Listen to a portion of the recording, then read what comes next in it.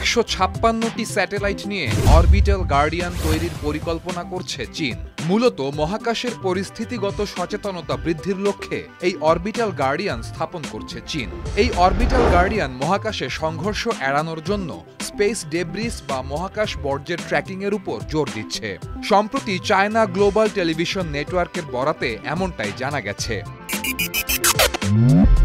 এই orbital guardian space debris track করে মহাকাশযানের নিরাপদ পরিচালনা নিশ্চিত করতে ব্যবহৃত হবে। চীনের পাশাপাশি এই orbital guardian world wide coverage দেবে।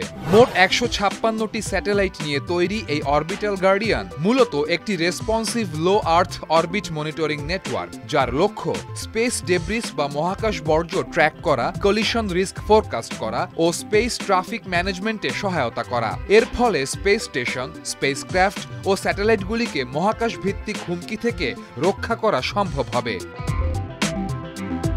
অরবিটাল গার্ডিয়ান পরিকল্পনার অধীনে 2026 সালের প্রথমার্ধ থেকে ধারাবাহিকভাবে 156টি স্যাটেলাইট উৎক্ষেপণ করা হবে। এই 156টি স্যাটেলাইটে থাকবে wide field camera, infrared camera, imaging camera, electromagnetic surveillance, multispectral camera, computing unit ও ইন্টেলিজেন্ট প্রসেসিং সফটওয়্যার। এইসব ইনস্ট্রুমেন্ট এই অরবিটাল গার্ডিয়ানের মূল লক্ষ্য পূরণে প্রাথমিক ভূমিকা পালন করবে।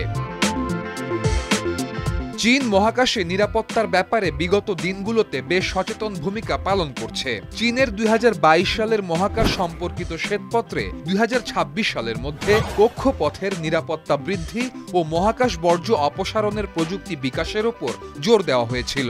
ইতিমধ্যেই তারা মহাকাশে স্পেস ডেব্রিস মিটিগেশন টেকনোলজি স্যাটেলাইটও পাঠিয়েছে। এছাড়া গত মাসে চীনের শেনজু 20 স্পেসক্রাফট তিয়ানগং স্পেস স্টেশনে ডক করা অবস্থাতেই স্পেস ডেব্রিসের আঘাতে পৃথিবীতে ফেরার অযোগ্য হয়ে পড়ে। এমনকি এ বছরই ইতিহাসে প্রথমবারের মতন স্যাটেলাইটের সংঘর্ষ এড়াতে নাসার সাথে যোগাযোগ করে চায়না ন্যাশনাল স্পেস অ্যাডমিনিস্ট্রেশন। প্রাথমিকভাবে নিজেদের সহ সামগ্রিকভাবে সকলের জন্য নিরাপদ মহাকাশ তৈরিতে চীনের এমন ইতিবাচক মনোভাব ও পদক্ষেপ বিশ্ববাসীর সামনে নতুন এক আশার সঞ্চার করছে।